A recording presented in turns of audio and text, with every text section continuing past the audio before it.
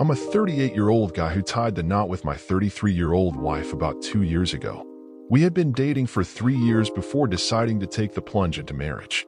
I was a bit hesitant about it, but I wanted to make her happy, so I agreed.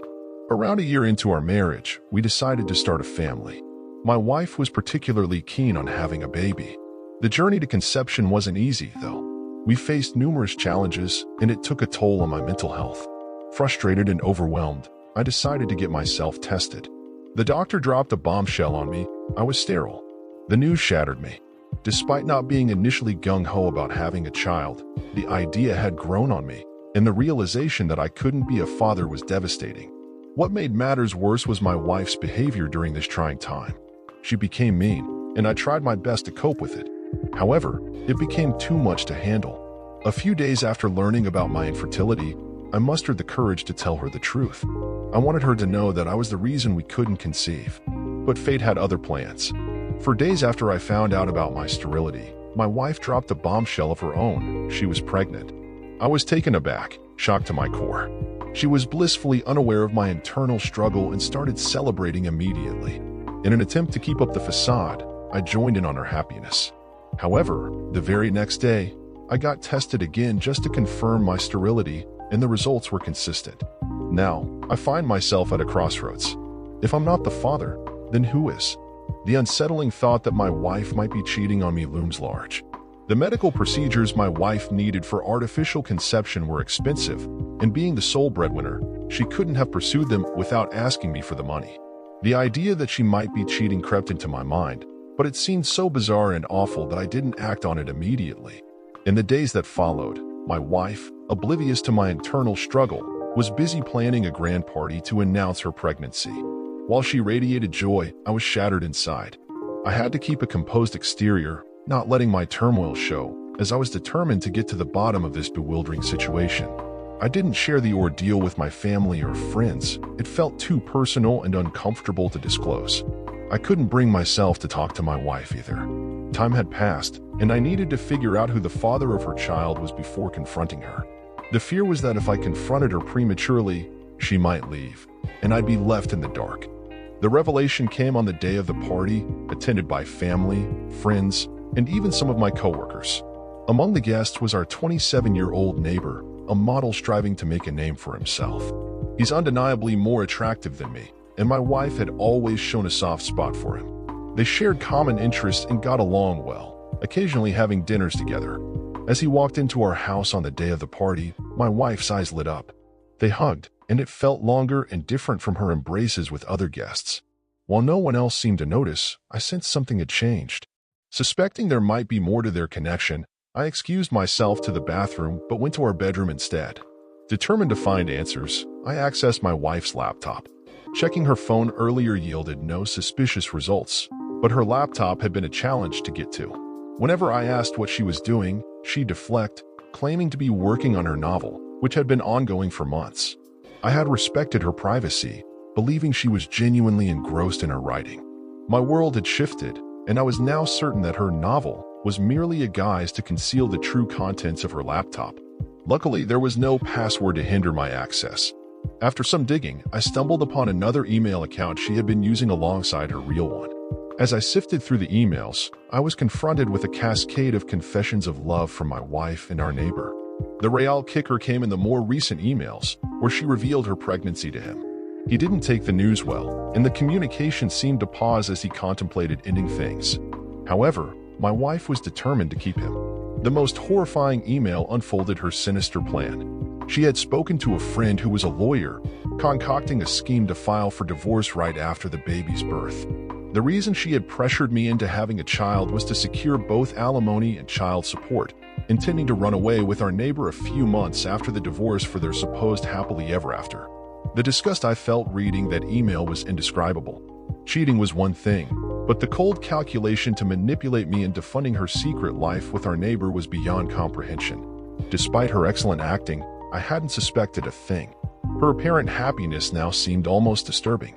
I shook off the nauseating feelings and got to work. I discreetly took several pictures of the incriminating emails on my phone before shutting down her laptop and returning it to its original place. The betrayal stung, but my anger overshadowed everything. The idea of revenge began to simmer within me, fueled by the depth of her deception and the length she was willing to go for her clandestine agenda. I had made up my mind to play along, letting her think everything was okay, until I hit her with the truth when she least expected it. It might sound extreme, but I felt it was necessary to make her understand the hurt, betrayal, and frustration that had consumed me since discovering her dishonesty. For the next 9 months, I played the role of the perfect husband and soon-to-be father. It was challenging, knowing she was lying through her teeth, but the more she pretended, the more determined I became to see my plan through. I attended every doctor's appointment, ensured she took her vitamins, and played the supportive spouse. Finally, a few days ago, my wife went into labor. I was nervous, understandably so, but I put my feelings aside and took her to the hospital alone. I had already called her parents, but deliberately left mine out of the equation to avoid unnecessary drama. While we waited for her parents to arrive, I chose that moment to drop the bomb. Once she was safely in the delivery room, I told her I was going to call our neighbor to be with her. She seemed surprised, insisting she didn't want a stranger present during childbirth. I smiled, showing her the results of my fertility test and the divorce papers I had filed just before her due date. As she sifted through the documents, still looking bewildered, I explained that I couldn't be the father, and the baby wasn't mine. I revealed the emails from her secret account, and in that moment, she grasped the reality of the situation. The look on her face as I walked out, leaving her to grapple with the truth, was something else. I thought I'd need medical attention myself. That's how fast my heart was pounding. Once outside, I called our neighbor to inform him of the situation and sped away. I even turned off my phone for good measure. Driving until I reached a motel outside of town, I unpacked the bags I had stashed in my car weeks ago, prepared for this very moment. The next day, I woke up, turned on my phone, and found it flooded with messages from my wife and the neighbor. I didn't bother opening any of them. Instead, I responded to texts from my parents and brother. They deserved an explanation, and I told them I'd be heading home soon to lay out the entire situation. They needed to know the truth. I drove to my parents' house, and my brother was already there. They all looked confused and kind of annoyed, which was expected considering I missed the birth of my own child and made them miss the grandchild's birth. I sat them down and explained the whole story, the reasons behind my actions. I braced myself for a barrage of questions and accusations, but nothing of the sort happened. My dad only said he hoped nothing worse would happen, and the others remained silent. It was surprisingly chill on that front. That was a few days ago. While my family hasn't said much, my wife has gone above and beyond to accuse me of ruining her experience of becoming a mother for the first time. She's been trying to call and text me ever since I left, but I haven't answered anything. Even my neighbor texted me a few hours ago, saying my wife was really upset and that we should keep our differences aside for her sake and try to sort things out. I can't believe the audacity these people have. Trying to talk to me like this is some petty disagreement. My neighbor mentioned a couple of other things in his text, like how my wife has started to fall back in love with me during her pregnancy, which was a shock for both of them. He suggested I give our marriage a second chance. I called BS on that because if she's falling for me again, why is he still in the picture? I don't understand why they think I'm that stupid. My wife is upset, but there's nothing I can do about it. She's mostly angry that I knew everything from the beginning but chose to be with her and put up with this whole act. Am I the jerk for staying with my wife through her pregnancy and misleading her, knowing the baby wasn't mine and she'd been cheating on me with our neighbor? It's been close to a week since the baby was born, and I've been staying in a hotel room. I haven't been over to see my wife yet, and I don't plan on going.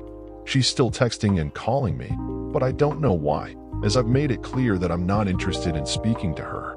I haven't blocked her yet, but I have blocked my neighbor since he took it upon himself to text me, reminding me that my wife still has hope and wants me to get back to her. I'm 100% sure he's doing it so she'll get something out of the divorce settlement and alimony since both of them are basically unemployed. I want to acknowledge and respect that my wife chose to be a stay-at-home spouse, and that was her decision. It wasn't my suggestion for her to quit her job after we got married. Back when we were dating, she used to work, and I was supportive of that choice. Her decision to stay at home was entirely her own, and I was okay with it, especially considering I earned enough. However, the painful revelation came when I discovered that her stay-at-home role wasn't limited to managing our home. She was also cheating on me behind my back, which is something I find unforgivable. I believe my lawyer can help me avoid paying alimony once we can prove her infidelity. I'm hopeful that the evidence from the secret email account will make this process more straightforward. As for our neighbor, it seems he's still struggling to find lucrative modeling gigs, and managing their expenses with a baby on the way will likely be a challenge for them. I'm grateful to be out of this mess without having to give them anything, not even my attention. The images of the emails exchanged on her secret account are securely saved on my phone and backed up on my laptop. Even if she decides to delete her account, those images will remain as evidence. I'm mentally prepared for any contestation in the divorce proceedings. Despite the situation, I've chosen to give her time to vacate our house instead of forcefully evicting her, considering it's registered under my name. While I hope she realizes the reality of the situation and doesn't prolong the process, I'm mentally prepared for whatever may come. My wife's decided to play hardball and negotiate, not satisfied with the settlement I offered. Honestly, what I put on the table was pretty generous, covering her expenses during our marriage. I can't fathom what miracle she's hoping for, but hey, it's her call. She texted me yesterday, claiming she'd vacated the house. Excitedly, I headed back home, only to find out she moved across the street into our neighbor's house. Now, I'm stuck seeing her and her boyfriend every single day. I thought about going back to living in a hotel, but this is my house, and I'm not budging. I won't pack up and leave just because they want to make me uncomfortable. I did wonder why she didn't crash with her parents. It would have been a smarter move for the divorce case. While scrolling through a mountain of unread messages, I caught one from my wife's father, buried in the mix. He apologized for her behavior, expressing strong disapproval and letting me know they had cut her off. That meant a lot to me and validated my feelings, even though it almost brought tears. He apologized for her actions and mentioned they were strongly against her contesting the divorce. So far, nothing she's doing makes any sense. It's like everything she does is bound to backfire. Her living arrangement is a recipe for complications, and I'm sure they'll try to make me uncomfortable or jealous. But I'm dead set on not letting them get under my skin because I know they'll use that against me. In the grand scheme of things, I'm still saving a fortune by not living in a hotel. An update: after a month of divorce settlement negotiations, it's been a rocky ride for my wife. I managed to prove her infidelity, making my claims undeniable. She attempted some false accusations about me being an alcoholic, linking it to my sterility in the affair, but that was easily debunked since I quit drinking last year when we decided to start trying for a baby. Now, we're both well aware that her chances of getting any alimony are slim. Recently, she was abruptly kicked out of her boyfriend's house with her baby. I witnessed the whole ugly scene from my living room. When I saw him shove her out, carrying the baby, I rushed to help. Forget animosity, I couldn't let an innocent baby suffer for something that wasn't his fault. By the time I reached their doorstep, the door had already slammed shut. I carried the baby, grabbed my wife's hands, and led them back to my house. I called her father, who showed up within an hour and took them away. During that hour, both my wife and the baby were in tears, and I found myself calming them down. I wanted to call the cops, but she persuaded me to let it go, not wanting more trouble. She apologized profusely, admitting she'd lost her self-respect and morals in her desperation to be with the one she loved. She expressed genuine remorse, promising to accept whatever happens and not negotiate anymore, speeding up the divorce finalization. Despite everything, I don't regret being a decent person throughout this ordeal. I hope she eventually decides to press charges and finds healing for herself. Dear listener, if you have reached this far, please click on the subscribe button. It will be a great help.